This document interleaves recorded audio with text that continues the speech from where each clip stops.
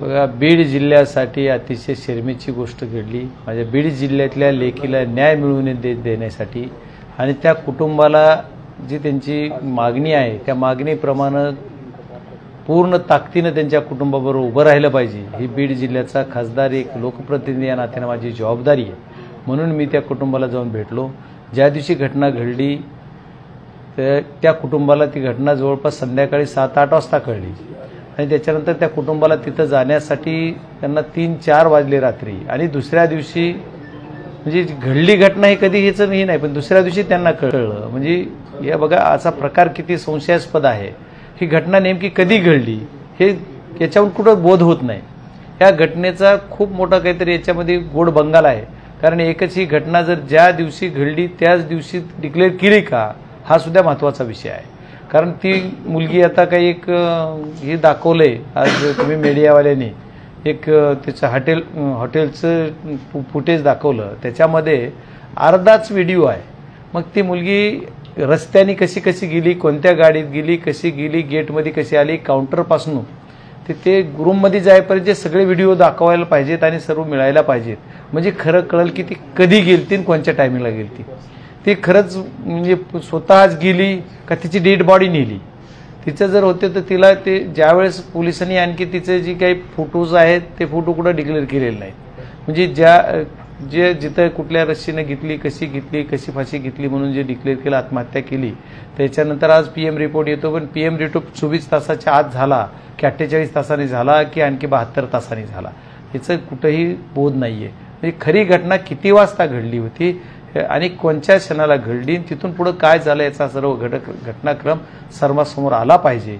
आणि तिथल्या पोलीस यंत्रणेने सुद्धा संशयास्पद जे महाराष्ट्रामध्ये त्यांचा संशयानं बघितलं जातं याच्यासाठी त्यांनी काम केलं पाहिजे आणि संशयाने महाराष्ट्रानं बघू नये याच्यासाठी त्यांनी प्रखरतेनं काम केलं पाहिजे, पण तसं होत नाहीये। तिथल्या पोलीस यंत्रणेवर संशय येतो। ही मुलगी जिथं त्या किती वर्षापासून त्या फलटणमध्ये ड्युटीला होती, या डॉक्टरांनी जेवढं सेवा केली तर बघा, हे बॉन्डेड डॉक्टर आहे, म्हणजे बॉन्ड जो असतो डॉक्टरांना द्यायचा, तो बॉन्ड देऊन तिचं काहीतरी पुढच्या आता नोव्हेंबर महिन्याच्या काहीतरी म्हणजे आत्ताच रिसेंटली संपणार आहे तिचा बॉन्ड, आणि त्याच्या एक 15-20 दिवस अगोदर ही घटना घडते। म्हणजे तिचा बॉन्ड ज्यावेळेस बॉन्डेड असताना सुद्धा तिला PM करायलाच कशामुळे ड्युटी दिली गेली। PM करणारे जे काही ऑपरेटर असतात ते कुठल्या अवस्थेत PM करतात सर्वांना माहिती आहे। PM करताना त्यांना कुठल्या अवस्थेमध्ये ते PM करून ते पण दररोज PM करताना बऱ्याच काही गोष्टी असतात। मग तर ही लेडीज आहे, ही लेडीज असताना ही लेडीज डॉक्टर का दिली आणि तिच्या हातावर जवळपास 84 का 82 PM आतापर्यंत झालेत। मग ही बॉन्डेड आहे, ही जर तिचा म्हणजे नवीन आता असणारी ही मुलगी डॉक्टर एवढी आपल्या ही काम करत असताना तिला तिथंच का ड्युटी देत होते, ह्याचा पण कुणीतरी कुठंतरी ह्याचा एक लोकांना कळलं पाहिजे आणि या अनुषंगानं पण काही काम झालं पाहिजे। याचा सुद्धा शोध घ्यायचं मी काम करणार आहे। एवढंच नाही तर या पुढच्या प्रकरणात सुद्धा की त्या मुलगी ज्या दिवशी तिथं जॉईन झाली, तिथं गेल्याच्या नंतर ती कुठं राहत होती, कुठून त्या हॉटेलला गेली, किती वाजता गेली, ही घटना कधी घडली आणि तिच्या जीवनामध्ये तिनं तिथं काम करत असताना कुणी काय तिला प्रेशर दिलं, कुणी टॉर्चर केलं, तिनं याच्या अगोदर पण पोलीस यंत्रणेला एक पत्र लिहिलं, ते माहिती दिली, त्याची ती माझ्याकडे कॉपी पण आल्या सगळ्या। तर ह्या माहितीतल्या सुद्धा जी कॉपी आल्या ते एवढ्या दिवसात पोलीस यंत्रणेनं का बघितलं नाही। आज मी कुटुंबाला भेट दिल्याच्या नंतर कुटुंब सुद्धा आज एवढं भयभीत कुटुंब आहे। त्यांनी असं सांगितलं की आम्हाला फोन आला संध्याकाळी 7-8ला आणि असं झालं, आधार कार्डनं कोटरबन या गावचा ॲड्रेस त्या आधार कार्डवर असल्यामुळं आम्हाला तसा फोन आला आणि त्या फोनच्या अनुषंगानं आम्ही तिकडे गेलो। तर रात्री 3 वाजता आम्ही तिथे गेलो। त्याच्यानंतर दुसऱ्या दिवशी त्यावेळेस आम्हाला सकाळच्याला बॉडी तीच दवाखान्यात बघायला मिळाली आणि त्याच्यानंतर झाली तर PM रिपोर्ट लगेच का नाही, किंवा जर ही घटना घडली होती 24 तासाच्या आत PM का झालं नाही, त्यांनी जर कुणाच्या निदर्शनात किंवा कुणाच्या कंट्रोलमध्ये ती बॉडी खाली घेतली, हे सुद्धा सगळं कुठं दिसत नाही आतापर्यंत तरी। मग या सर्व घटनेचा या घटनेवर सुद्धा काही गोष्टीचा प्रखरतेने याच्यावर उजेड पाडणं गरजेचं आहे। त्याच्यामुळे मी या प्रकरणामध्ये बीड जिल्ह्याचा एक कार्यकर्ता म्हणून, बीड जिल्ह्याचा एक लोकप्रतिनिधी म्हणून माझी जबाबदारी की बीड जिल्ह्याच्या या लेखीला न्याय मिळाला पाहिजे। याच्यासाठी जे घटनाक्रम आणि तिथं काय काय घडलं याच्यासाठी मी फलटणला जाणार आणि फलटणच्या प्रत्येक गोष्टीची चौकशी पूर्ण इन मीडिया करणार आणि मीडियाला बोलवून सगळ्यांना करून इन कॅमेरा सर्व चौकशी काही झाली पाहिजे। दवाखान्यापासून तिथं डीन कोण त्रास देतो, डॉक्टर कोण, पोलीस यंत्रणा का त्रास देत होती, या सर्व गोष्टीचा कुठले लोकप्रतिनिधी त्रास देत होते किंवा कोण आणखी तिला काय टॉर्चर करत होतं, या सर्व गोष्टीची माहिती तिथं जाऊन प्रत्येक ठिकाणी जाऊन घ्यायचं माझं मानस आहे। मी घेणार आणि जाणार। त्या लेखीला माझ्या बीड जिल्ह्याच्या न्याय मिळेपर्यंत स्वस्थ बसणार नाही असं मला वाटतं। मात्र जर दुसरीकडे बघितलं तर महिला आयोगाच्या अध्यक्ष असतील, त्यानंतर मुख्यमंत्री असतील, या संपूर्ण प्रकरणाच्या अनुषंगाने जर बघितलं गेले 5 दिवस झाले, अद्यापर्यंत स्पष्ट पद्धतीने अशी कुठली माहिती समोर येत नाही। आता महिला आयोगाच्या ज्या अध्यक्ष आहेत आमच्या आदरणीय ताई चाकणकर ताई, त्या याच्या अगोदर महिला आयोग जे असताना ते जवळपास 2-3 वर्षांना त्यांच्याकडे पद आहे, तर कुठं जाऊन प्रेस एखाद्या प्रकरणात घेतली असं मला नाही दिसलं। याच प्रकरणात त्यांना प्रेस का घ्यावं वाटली? या प्रकरणामध्ये कधी कुठं घेतली का त्यांनी प्रेस कुठल्या? आता बघा पुण्याची एवढी घटना घडली, आणखी बऱ्याच घटना आहेत, उदाहरण देता येतील, एवढ्या अशा घटना घडल्या त्याचे कुठं चकार शब्द सुद्धा बोलले नाही। त्याच्या चौकशी, त्यांना काय काय त्याचे कुठं त्याचे आरोप झाले उलट कुटुंबाचे की आम्हाला महिला आयोग काही मदत करत नाही, आमच्या प्रोटेक्शन देत नाहीये।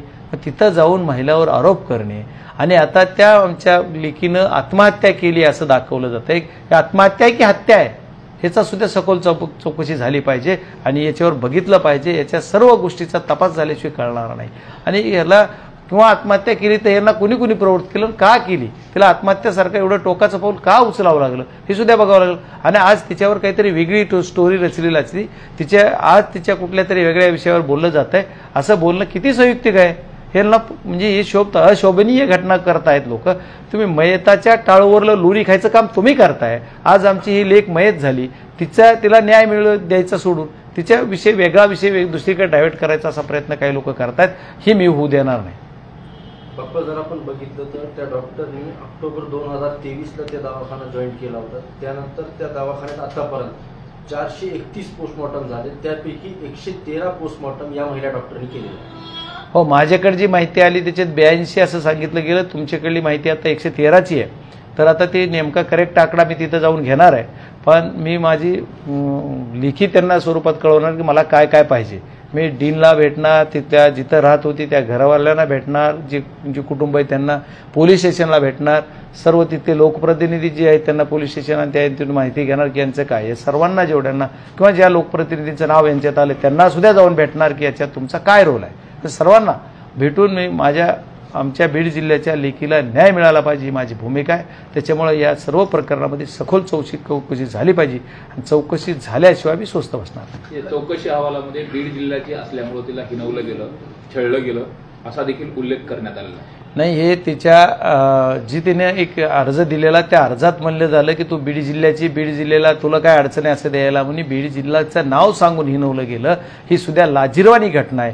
आमच्या बीड जिल्ह्याला तुम्ही असं हिनवताय आणि त्या बीड जिल्ह्याला जर असं कोणी हिनवत असेल तर त्याला सुद्धा आम्ही माफ करणार आहे। जो बी कुणी असेल तो त्याच्यावर योग्य ती कारवाई झाली पाहिजे, ही कारवाई होईपर्यंत मी स्वस्थ बसणार। बीड जिल्ह्यातील ऊसतोड मजूर हे लाखोच्या संख्येनं पश्चिम महाराष्ट्रात जातात, तुमचा देखील साखर कारखाना आहे, पण त्या ठिकाणी जे कारखानदार आहेत त्यांच्याकडून अमानुष पद्धतीने त्यांना छळलं जात आहे आणि जे रिपोर्ट खोटे देण्याच्या संदर्भात जो दबाव होता तो ऊसतोड मजूर मुकादमाच्या संदर्भातला होता असं देखील जे घटना आहे ती समोर आली नाही। एक प्रकार असा मी आता ऐकला आणि पाहिला की एक कोणीतरी मुकदमा आहे, त्याच्याकडे काहीतरी त्या कारखान्याची बाकी आणि कारखान्याची बाकी असते, कुठल्याही मुकदमाकडे कारखान्याची बऱ्याच मुकदमाकडे राहते आणि कारखान्याला तो बुरदंडी पडतो। तीही बाजू जरी असली तरी कुठल्याला नियमाप्रमाणे जी असेल ती कारवाई त्यांनी केली पाहिजे।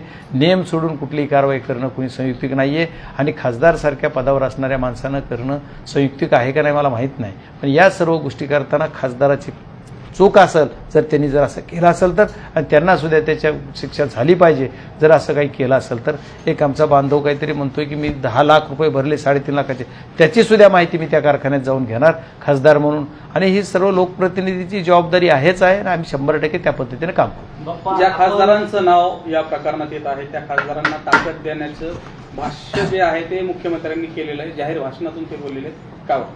हे बघा, कुठलाही प्रकार असला महाराष्ट्राच्या सर्वोच्च पदावर असणाऱ्या माणसांनी अशी क्लीन चिट कुणाला देणं संयुक्तिक वाटत नाही।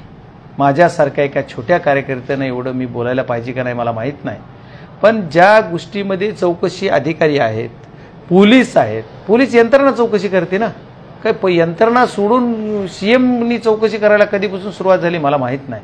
सीएम साहेबासारखा एवढा मोठ्या उच्च पदावर असणारा व्यक्ती आणि या व्यक्तीने की यांची काहीही चूक नाही असं डायरेक्ट लगलीच म्हणून दाखवणं, याचा अर्थ जर आता ती दोषी आढळले तर पोलीस यंत्रणा दोषी म्हणू शकेल का?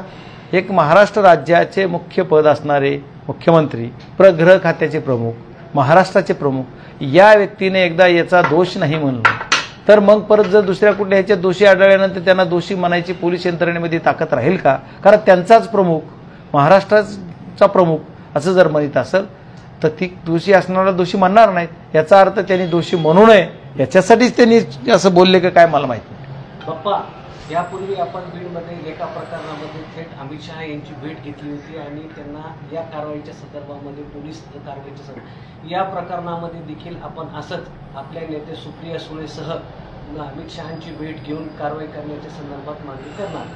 हे बघा, मी ज्या प्रकरणात एकदा उतरतो त्या प्रकरणामध्ये पूर्ण त्याचा छडा लावल्याशिवाय त्याचा पूर्ण शेवट न्यायानंच करणार आणि त्याच्यासाठी मी अमित शहा म्हणजे देश पातळीवर नेईल असंच मी मगाशी पण सांगितलं बैठला तिथं. आणि आत्ताही परत आपल्या प्रश्नानं तुम्ही विचारला त्याच्यावर उत्तर देताना याचा शेवट आपण न्याय आमच्या कुटुंबाला न्याय मिळेपर्यंत हे काम करणार, चाहेपर्यंत जावं लागलं तरी जाऊ. मात्र राज्य सरकारचं गृह खातं, पोलीस प्रशासन याच्यावरती जनतेचा विश्वास राहिला नाही. मग आता शेवटी केंद्रामधून काय तशी रसद केली जाणार नाही. बघा, तुम्हीच म्हणताय जनतेचा भरोसा राहिला नाही, तुम्हीच म्हणताय राज्याच्या गृह खात्यावर त्यांचा कुणाचा भरोसा नाही, त्याच्यात मी काय वेगळं बोललं पाहिजे? त्याच्यासाठी केंद्रातून आपल्याला याची सूत्र हलवावं लागले तरी मी केंद्र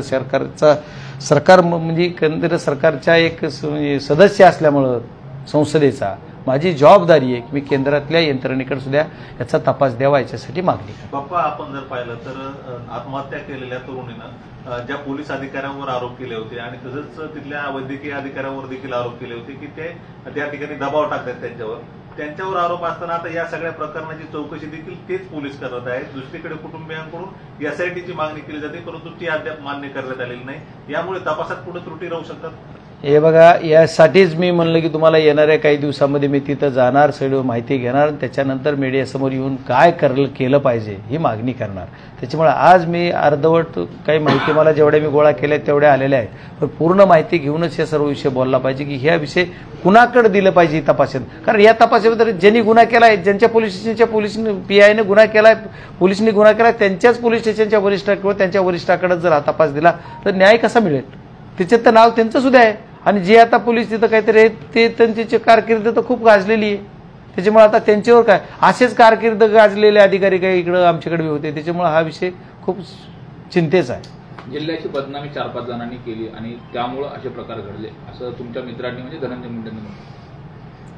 आता त्यांना बदनामी आम्ही काय केली कळलं? अशीच सत्य घटना घडलेली जी होती, ज्या सत्य घटनेमध्ये तुम्ही दोषी आहात, ज्यांच्यावर आम्ही बोललो ते जेलमध्ये आहात आणि काही तपास काही अंशी आणखी तुमच्याकडे पण बोट येत आहे. त्याच्यामुळे तुम्ही असं काही बोलणं विनाकारण कशाचा अर्थ कशाला लावणं, म्हणजे आज ह्याच्यात राजकारणच करायचं का तुम्हाला? ज्यावेळेस आम्ही बदनामी केली असं तुम्हाला म्हणायचंय तर मग तुम्ही काय केलं?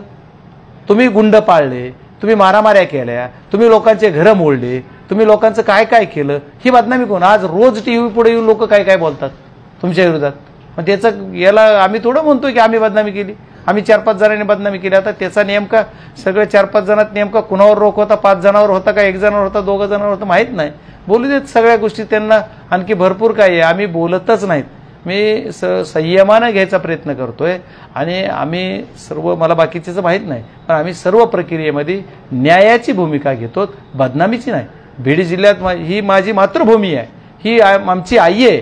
बीड जिल्हा या आमच्या आईची बदनामी कोणी केली तर ती सहन करून घेतली जाणार नाही. आणि बदनामी तुम्ही करताय, जातीवाद तुम्ही करताय आणि बदनामी आमची करताय. उलट आमच्या जिल्ह्याची बदनामी करायला तुम्ही कारणीभूत आहात. कोण काढते जात? कोण करते बदनामी? मग प्रत्येक गोष्टीत काहीतरी काम करायचं नाही, कुठेतरी काहीतरी राहायचं, लोकात राहायचं नाही आणि पुन्हा आधार घ्यायला काय ते जात, आधार घ्यायला काय तर बदनामी. ही चुकीचं आहे. असं स्टेटमेंट कुणीही करू नये, एवढ्या उच्च पदावर राहणाऱ्या माणसांनी करू नये असं मला वाटतं.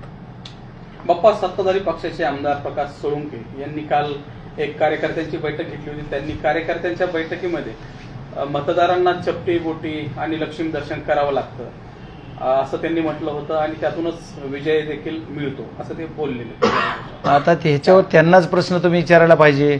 आता मी त्याच्यावर काय बोलू, त्यांचा अनुभव ती बोलत असतील, मला माहित नाही त्याच्यातलं.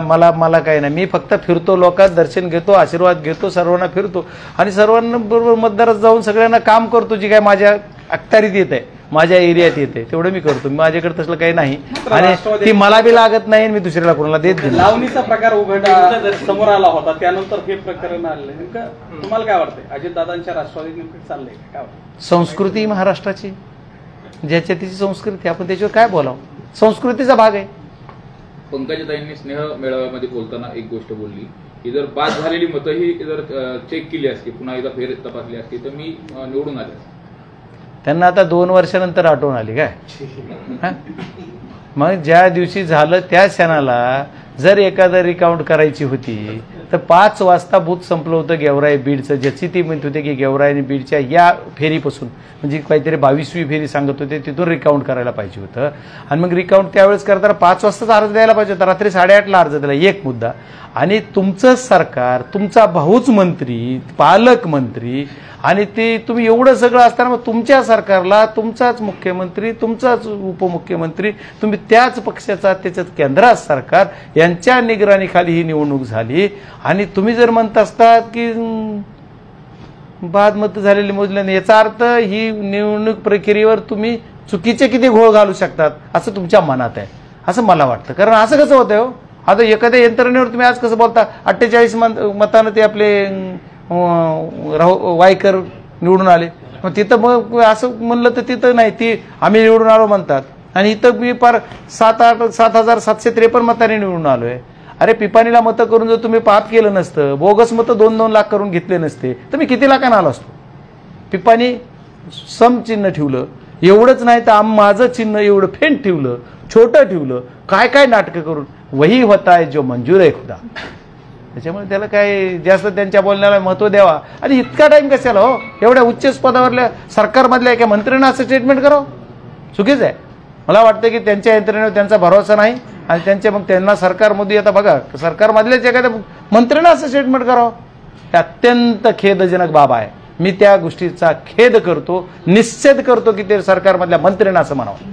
त्या दिवशी तुमच्या मनात भीती होती का? हे मला कधी भीती नव्हती. मला निवडणुकीची भीती हा विषयच नव्हता.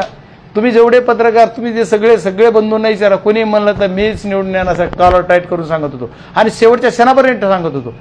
5:45 वाजता ज्यावेळेस मला कळालं की माझे एवढे मतदान सगळं आहे, त्याच्यात मी एवढ्या मी आकडा सांगून दिलता. फक्त मी म्हणलं हे घोळ घालून काहीतरी करून फक्त त्यांच्या मनात कुठंतरी होतं की रिकाउंट करून माझा पराजय करायचा, ते मी करू दिलं नाही. एवढं त्याच्या मतपेटीकडे जात होता त्यावेळेस काय मतपेटीकडे नव्हतो जात मी वारंवार. जे आता मतपेटीकडे कसं जाता येत मला, ज्या विधानसभा मतदारसंघाचे वेगळे ज्या तुमचे काही जी आहेत त्या ठिकाणी जाताना मी सगळे काउंटिंग करत जात होतो की नेमका आकडा काय आलाय आणि मी कुठल्या बूथला किती मतं होणार सांगत होतो. मला निकाल माहित होता, तेवढ्या ठामपणाने गेलो, त्याच्यामुळे तर खासदार झालो. तुम्ही पोलिसांकडे तक्रार त्यावेळेस केली होती, या ठिकाणी काहीतरी घोळ होतोय. हे नाही तक्रार केली पोलिसांकडे. तुम्हाला काहीतरी चुकीच्या माहितीवर बोलता, मी तक्रार केली नाही, तक्रारच नाही केली. मी निवडूनच येणार आणि मस्त मग परत 8:15 जाऊन बसलो होतो कलेक्टरांच्या समोर, मांडीवर मांडी टाकून मला डिक्लेअर करा. मी म्हणलं उघड्या डोळ्यानंच अख्खा देश बघतोय, महाराष्ट्र बघतोय, तुम्ही कशामुळे उशीर केलाय. त्याच्यामुळे त्यांनी उशीर करून काय करायचं होतं माहित नाही, पण रात्र घातली आणि मला सकाळी दिवस निघताना दिवसाचे किरण माझ्या डोक्यावर पडत होते पाठीमागून आणि मी घरात शिरत होतो. एवढा उशीर झाला मला, एवढा उशीर आणि आम्हाला आनंद सुद्धा साजरा करू दिला नाही. बाप्पा बच्चू कडू यांचं 27 तासापासून आंदोलन सुरू आहे.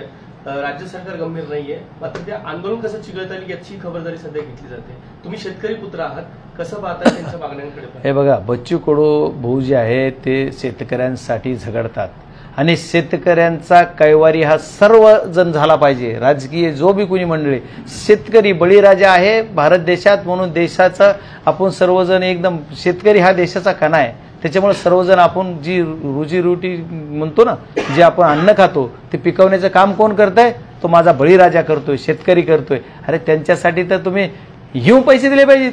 नुसत्या घोषणा केल्या तर आम्ही 5 वर्षात देऊन 2 वर्षात देऊन, ठीक आहे, आता ती सरकारचा भाग आहे, मला ते म्हणायचं नाही, पण सरकारची जी काय भूमिका आहे ती अत्यंत चुकीची असं माझं मत आहे. सरकारने सरसगट कर्जमाफीचा जो विषय केला ना, आजच ही योग्य वेळ होती. माझा शेतकरी बळीराजा आज अडचणीत आहे. त्यावेळेच्या शेतकऱ्यांची सरसकट कर्जमाफी दणक्यात करून टाकली पाहिजे. पैशाला काय कमी, केंद्रात पैसे आहेत, राज्यात सरकार, केंद्रात सरकार, कुठून बी आणा, काय अडचण आहे. आम्ही म्हणतो लाडक्या बहिणीला सुद्धा 3,000 का देत नाही, तुम्ही दिले पाहिजे ना. तुम्ही देताय ना, तुम्ही म्हणलात ना आम्ही देतो तर देऊन टाका. आम्ही कुठं म्हणतोय, तुम्ही म्हणता आम्हाला पैशाची कमी नाही, तुम्ही स्टेटमेंट आहेत. बरं तुमच्याकडे पैसे कमीच आहेत असं समजू, कशाला ते शक्तीपीठ मार्ग पाहिजे. आता तुमच्याकडे पैसे नाही तर कशाला पाहिजे मग. केंद्र शासनाकडून करा ना, पण स्वतःच्या नावावर क्रेडिट घ्यायचंय का तुम्हाला, का करायचंय. ह्या सुद्धा गोष्टी काही बघणं गरजेचं आहे. ह्या गोष्टी अत्यंत म्हणजे गांभीर्याने घेतल्या पाहिजे. त्याच्यामुळे बच्चू कडू यांच्या आंदोलनाला सुद्धा गांभीर्याने घेतलं पाहिजे आणि शेतकऱ्यांना न्याय दिला पाहिजे. अहो आताची सुद्धा मदत जी दिली ती तुटपुंजी मदत आहे. काय डिक्लेअर केलं की आम्ही बघा वर्गवारी केली, जिरायत, बागायत आणि परमनंट म्हणजे 12माही बागायत म्हणजे हंगामी म्हणायचं त्याला, जिरायत, हंगामी, बागायती. तर बागायतीमध्ये आता ऊस सुद्धा माझ्या इथल्या तहसीलदारानं तर आमच्या पहिल्या अहवालामध्ये घेतला होता जिरायतीमध्ये. आता मला कुठून शोध लावला रे बाबा तू, ऊस जर जिरायतीत येतोय मग कसं कुठून शोधला. आणि आज ज्याच्या इथं ऊस आहे त्यांना सुद्धा 8,500 रुपयालाच मदत मिळाली. ही किती खेदजनक बाब आहे. मग तुम्ही ऊसाला 12माही पीक आहे, जर ती बागायती आहे तर त्याचे पैसे देणार कधी. कापूस गेला एवढा, कापूस जिरायती असतो, बागायती असतो का हंगामी असतो. कापूस पीक जे आहे ते 4 महिन्याच्या आतलं पीक असेल तर ते जिरायती येईल, 4-4.5 महिने. कापूस हा 6 महिन्याच्या पुढचं पीक आहे, त्याच्यामुळे हंगामीमध्ये येतं. म्हणजे त्याला मिनी बागायती म्हणता येईल. तर त्या बागायतीमध्ये त्यांना घेतलं पाहिजे आणि त्या बागायतीमध्ये कापसाला वेगळी मदत करायला पाहिजे. ते नाही केली, त्यांनी येड्यात काढायचं काम केलं. 10,000 आम्ही रबीला देऊ म्हणले, ते 10,000 कुठे आहेत. आणि 8,500 म्हणजे मदत किती झाली एकरी, 3800-3600. म्हणजे नांगराला 2,500 लागतील आणि तुम्ही दिले 3800. नांगरणी मोगडणी तर 4,000 लागायले एकरला आणि तुम्ही एकरला 3800 देतात. म्हणजे काय दिलं, राजा उद्धार झाला आणि हाती भोपळा दिला. हे कळायला पाहिजे. असे प्रकार आहे. त्याच्यामुळे बच्चू भाऊच्या आंदोलनाला गांभीर्याने सरकारने घ्यावा आणि शेतकऱ्यांना न्याय द्यावा. खूप खूप धन्यवाद. थँक्यू.